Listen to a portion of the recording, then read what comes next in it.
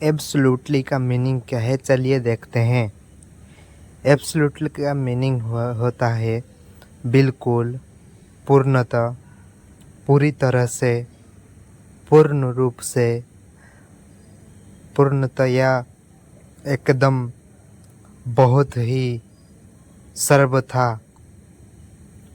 ओडियारे meaning होउची संपूर्ण भावरे, प्रकृतरे, प्रकृत पक्षरे, अवश्य, सिद्ध हेबा।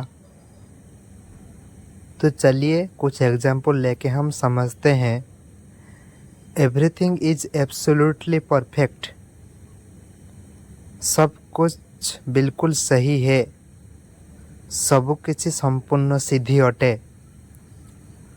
तो मैं बता देना चाहता हूँ कि एब्सोल्युटली एक एडजेक्टिव वर्ड होता है जिसका सिनोनिम्स आता है परफेक्टली, अटरली, सर्टेनली, डाउटलेसली, डेफिनेटली, और इसका एंटोनिम्स आता है डाउटफुल्ली, अनसर्टेन। तो ऐसे ही इंग्लिश वोकाबुलरी का मीनिंग जानने के लिए वीडियो को लाइक करें और चैनल को सब्सक्राइब करें।